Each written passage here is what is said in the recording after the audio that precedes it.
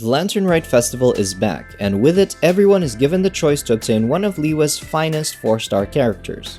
Today we're going to talk about who we believe to be the best choice for your account. Let's jump into it.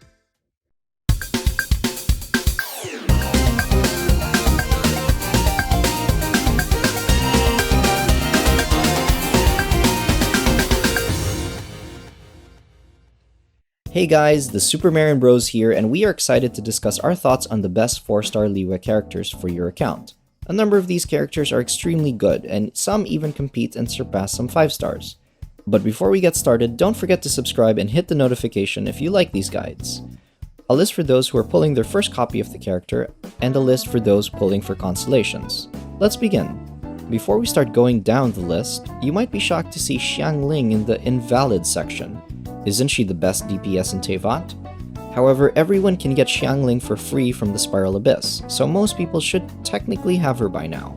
If you are pulling for Xiangling, we can assume you're pulling for constellations, which we will be covering in the next list.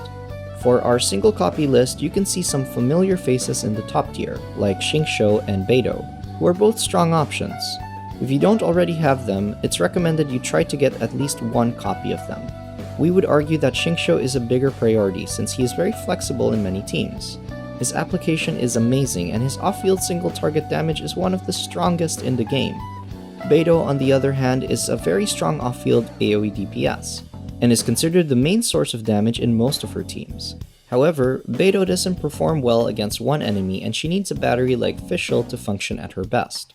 Her power level at C0 is still respectable though, and shouldn't be overlooked. If you already got your free Beto from the Thunder Sojourn event, then you could try getting her constellations. Next we have Yoon Jin, who we believe to be a strong support recently included in the game. She's extremely niche, but is exceptional at what she does. When paired with the right characters like Yoimiya or Noelle, she becomes an invaluable support. She also does well with some physical characters like Razor and Crescent Pike Zhongli. If you use any of these characters with this playstyle, then we highly recommend you choose her as your free summon. Next we have Chongyun, who is a viable sub-DPS and a good support in several teams. The thing with Chongyun is that Cryo is a very competitive element, and we only recommend getting him if you specifically want to take advantage of his Cryo infusion and burst damage. As a support, he is considered a good choice in the national team and a viable option in freeze teams. However, he has strong competition from both Rosaria and Kea, who are accessible 4 stars as well. Although, he can also function as one of their supports. However, this is not encouraged if you have someone like Ayaka. Yanfei is a very decent main DPS and driver for a 4-star. She has great range and solid single target damage. She was actually my main for a long time, so Yanfei definitely has a special place in my heart. She's a solid pyro character to have, however there is the Xiangling argument. There is always the Xiangling argument, who has a wider area of effect and does more damage than Yanfei. However, this does not make Yanfei a bad character, as she works pretty well in overload teams, when paired with Beto and Fischl, which makes her different from most characters. Ninhuang is another main DPS to consider. She has always been a viable option for many players since the game started, and many players are undoubtedly more inclined to get her now because of her new outfit. Ninhuang cannot compete with Ito and Noelle in AoE, and they currently have a better team comp suited for them, although she does possess good single target scalings. She also doesn't work too well with Goro, so you could say Ninhuang's potential has yet to be fully unlocked. Being a catalyst, Ninhuang is also a decent support with Thrilling Tales of Dragonslayer. She is usually used with another Geo character to activate Geo Resonance, and her Jade Screen actually buffs allies' Geo damage by 15%, so she is able to support Ito and Noelle. Overall, Ninhuang faces fierce competition from other characters, so think carefully about how she'll fit into your teams. Shinyan may be the queen of rock and roll, but that's the most we could say about her. Many people believe Shinyan to be a very lackluster character, and we couldn't exactly disagree. The shield she provides is not that strong, her off-field damage is practically non-existent, and choosing her to be your main DPS is hard to recommend, since there are many better options. It's not that we don't like Shinyan, we just don't believe she's the best choice for your free character. There are some interesting things you can pull off with Shinyan, like a full EM build for overload damage, but it is gimmicky and not always a consistent team comp. We would say get Shinyan if you really like her, but if you want to pull for meta, then we recommend some of the other characters above. Constellation tier list.